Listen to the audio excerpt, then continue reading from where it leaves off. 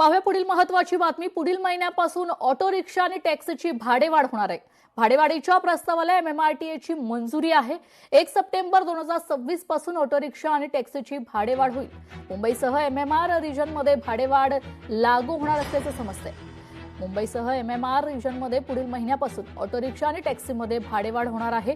Auto rickshaw आणि टॅक्सीच्या भाडेवाढीच्या प्रस्तावाला MMRTA मंजुरी मिळाली आहे। त्यानुसार 1 सप्टेंबर 2026 पासून ऑटो रिक्षा आणि टॅक्सीची भाडेवाढ मुंबईसह MMR रिजनमध्ये होणार आहे।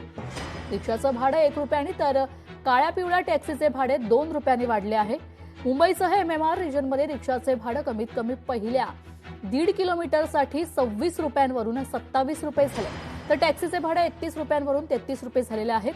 ऑटो आणि टॅक्सी चालकांचं म्हणणं आहे की गेल्या काही वर्षात इंधन, वाहन देखभाल आणि इतर खर्च मोठ्या प्रमाणात वाढले।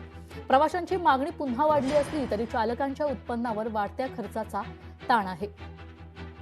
20 ऑगस्ट रोजी या संबंधीचा परिवहन आयुक्तांनी पाठवलेला प्रस्ताव MMRTA मंजूर केलाय।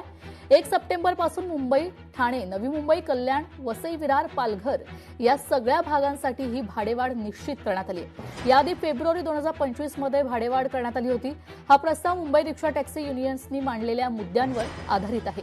यामध्ये इंधन, वाहनांची देखभाल, दुरुस्ती, विमा हप्ते आणि परवाना संबंधित खर्च यासारख्या वाढत्या परिचालन खर्चाचा उल्लेख करण्यात आला आहे।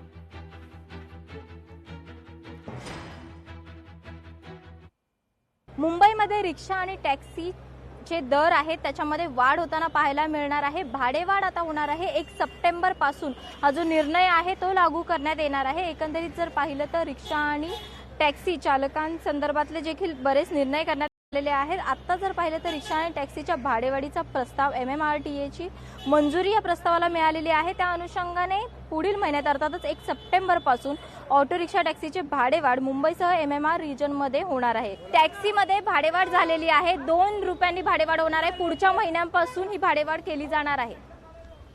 पुढच्या महिन्यात अजून तर आम्हाला कल्पना नाही आली आहे, पण झाली तर चांगलीच होईल, कारण पेट्रोलचे दर वाढलेले आहेत, गॅसचे पण CNG दर वाढलेले आहेत।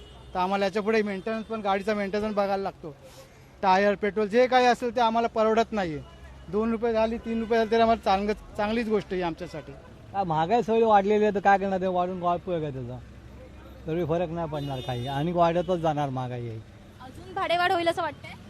नाही, भाडेवाढ नाही, महागाई अजून वाढतच चालली आहे ना। मग 2 रुपये वाढून उपयोग काय होणार? काही उपयोग नाही होणार आमचा, उलटा आम्ही लॉसमध्येच आहे सर्व। व्हिडिओ जर्नलिस्ट राजेश सह स्नेहा जाधव, लोकशाही मराठी, मुंबई। लोकशाही मराठी ऐका, पहा, जागरूक रहा।